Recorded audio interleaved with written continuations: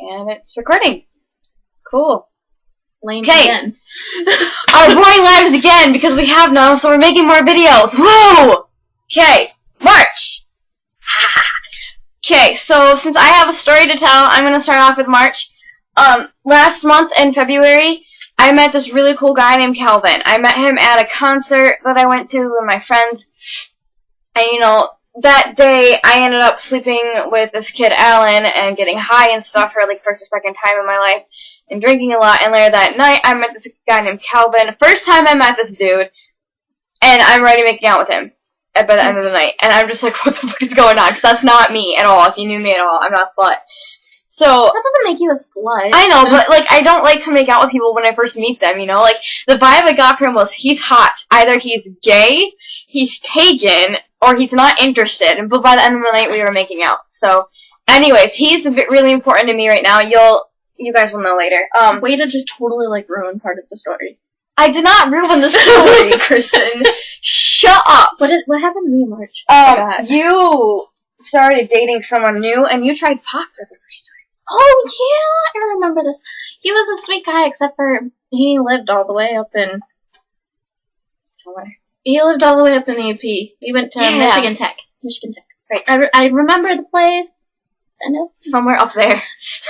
You know how Michigan... I don't remember... Upper Peninsula. Is it like that? It's like this part.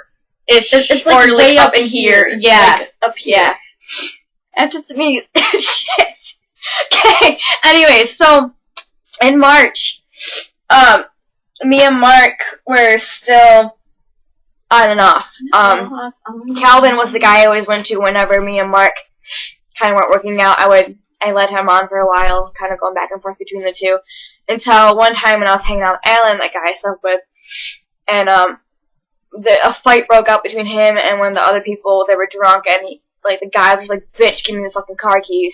And, you know, they start punching each other, and they're wailing at each other, and cops were starting to be called, and I had no ride, and me and my friends were freaking out, so me and my two friends, we booked it. We're just like, fuck this, we're not gonna go over here. And we were stuck in Grand Rapids in this fucking trailer park. We didn't know where we were. We were basically walking around, didn't know who to call. And so I used my friend's phone, and I called Mark, and I'm crying, and I'm like, look, I need your help, I need a ride, and he's gonna go into work. He's like, hon, I'm going to work, I can't get you. He calls us back 15 minutes later, he's like, okay, Paige, where are you? I'm gonna come get you. I can't just, like, not leave you. And he was already dating a girl that he had made out with, the one I was working with, the one he slept with. That pissed me off. But he still came and got me, because he told me that he really cared about me, and that kind of sparked things again for us. And that kind of took us on to April, I guess. But, wait, we weren't talking at this time. Oh, yeah, me and her weren't. I don't remember why. Because I was doing pot. Oh, yeah, and I tried it, and I didn't like it all that much. And everyone was calling me a druggie and saying I was a bitch and all this other shit. But otherwise, I probably would have picked her up even if we were fighting. So, just throwing that out there, I'm not a terrible friend.